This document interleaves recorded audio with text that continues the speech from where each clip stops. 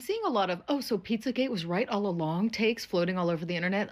Let me put a stop to those real quick. In 2016, Russia hacked the DNC and the RNC. That's the Democratic National Committee and the Republican National Committee. They only leaked one set of emails to WikiLeaks to be published, and that was the DNC's emails. They kept the RNC's emails all to themselves, and that's why sometimes you see a Republican senator and you think, God, that guy's acting like he's totally being blackmailed. Well, that's because he is. But back to Pizzagate. Those DNC emails were leaked right before the 2016 election. And that, along with the fact that only one set of emails was released, should have been where critical thinking came into play. But no, you guys don't have any of that. You were spoon-fed a psyop by the guys doing the crimes, and you accepted it blindly, just like the morons that you are. All of you celebrating that you were right all along about Pizzagate when everybody called you crazy. You conveniently forget that the entire point of Pizzagate was not simply that there was some underground cabal of billionaires and Hollywood celebrities eating body parts and doing evil things in underground societies. The whole point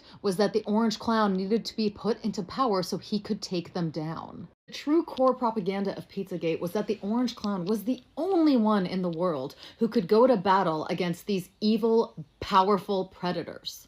And all of those predators were conveniently Democrats. You ran around screaming that Oprah and Hillary were operating a secret cabal out of pizza restaurant basements. And guess who's not in the files? Oprah and Hillary. I watched millions of you obsess for months about John Podesta getting an email about a handkerchief and a pizza-related map, dissecting every single word, every single image, every perceived code. You called yourselves white hats, a digital army, using your weaponized autism, as you called it, to decode all these nefarious plots, all this evil globalism. But now there's real names and real victims, some as young as 9, and suddenly crickets? We know which billionaires were on the island. It's written in black and white, but suddenly you can't read?